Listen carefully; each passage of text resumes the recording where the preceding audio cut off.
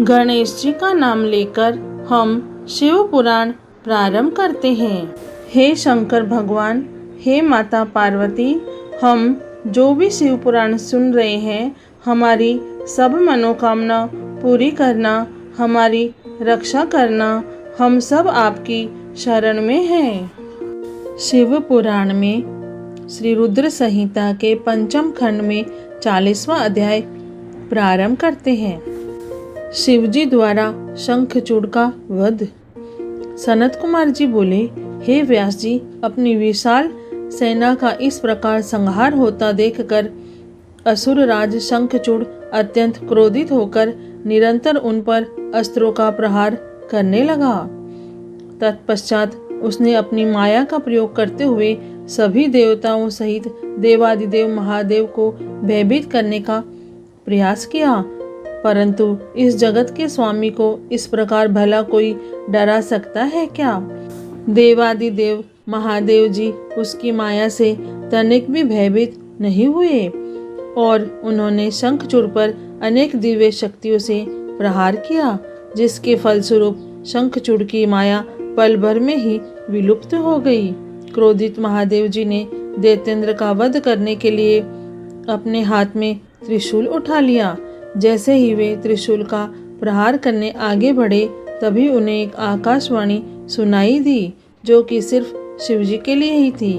आकाशवाणी बोली, हे कल्याणकारी शिव, आप तो सर्वेश्वर हैं, इस जगत के स्वामी हैं। आपकी आज्ञा के बिना तो इस जगत में कुछ भी हो नहीं सकता। भगवान, आप इस तुच्छ राक्षस का वध करने के लिए त्रिशूल का प्रयोग क्यों कर रहे हैं? इसे मारना आपके लिए बहुत आसान है। भगवान, आप तो सब वेदों के परम ज्ञाता हैं तथा सब कुछ जानते हैं। जब तक शंखचूड़ के पास भगवान शिव का कवच और पतिव्रता स्त्री है, तब तक शास्त्रानुसार यह अवध्य है। आकाशवाणी सुनते ही भगवान शिव ने अपने त्रिशूल को तुरंत ही रोक दिया और मन में श्रीहरि विष्णु का स्मरण किया। श्रीहरि अगले ही क्षण हाथ जोड़े उनके सामने उपस्थित हो गए। तब शिवजी ने विष्णु जी को इस संकट को दूर करने का आदेश दिया। भगवान विष्णु ने तुरंत एक ब्राह्मण का वेश धारण किया और भिक्षा मांगने के लिए दैत्यराज शंखचूड़ के पास पहुंच गए। वहां पहुंचकर विष्णु जी ने भिक्षा मांगी। तब शंखचूड़ ने पूछा, हे ब्राह्मण देव, आपको क्या चाहिए? मैं अवश्य ही दूंगा, परंतु पहले यह बताइए तो सही कि आप क्या चाहते हैं। तब ब्राह्मण का रूप धारण किए हुए विष्णु जी बोले कि पहले प्रतिज्ञा करो कि मैं जो मांगूंगा तुम मुझे दोगे। इस प्रकार जब शंखचूड़ ने ब्राह्मण को उसकी इच्छित वस्तु देने का वचन दे दिया, तब विष्णु जी ने उससे उसका कवच मांग लिया। कवच लेने के पश्चात वे ब्राह्मण के रूप में ही देवराज की पत्नी तुलसी के पास गए। मायावी विष्णु जी देवताओं के कार्य को पूरा करने के लिए देवी तुलसी के साथ भक्तिपूर्वक विहार करने लगे।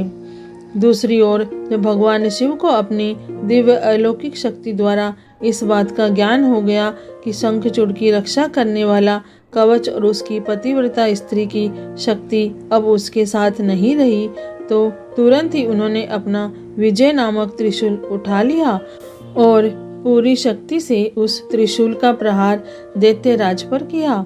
उस दिव्य त्रिशूल के प्रहार से पल भर में ही शंखचूड़ के प्राण पखेरु उड़ गए। दैत्यराज शंखचूड़ ने मरते ही आकाश में दुंदुभियां बजने लगी, चारों दिशाओं में मंगल गान होने लगा और भगवान शिव पर आकाश से फूलों की वर्षा होने लगी। वहां उपस्थित सभी देवता भगवान शिव की स्तुति करने लगे और उनको धन्यवाद कहने लगे। असुर राज शंखचूड़ भी भगवान शिव के हाथों मृत्यु को प्राप्त होकर अपने शाप से मुक्त हो गया। उसकी हड्डियों से एक विशेष शंख की जाति बनी। उस शंख में रखा गया जल अत्यंत शुद्ध माना जाता है और उसका प्रयोग देवताओं पर जल चढ़ाने के लिए तथा घरों को शुद्ध करने के लिए किया जाता है। वह जल देवी लक्ष्मी और श्री हरि विष्णु को बहुत प्रिय है, परंतु इस जल को भगवान शिव की पूजा में प्रयोग नहीं किया जाता। इस प्रकार दैत्यराज शंखचूड़ के वध के पश्चात कल्याणकारी भगवान शिव प्रसन्नता पूर्वक नंदीश्वर पर आरूढ़ होकर देवी भद्रकाली, कुमार कार्तिकेय और गणेश सहित अपने अनेकों गणों को साथ लेकर पुनः अपने निवास कैलाश पर्वत की ओर चल दिए। तत्पश्चात अन्य देवता भी प्रसन्न हृदय से अपने लोकों को चले गए। शिव पुराण में श्री रुद्र संहिता के पंचम खंड में 40वां अध्याय पूर्ण हुआ।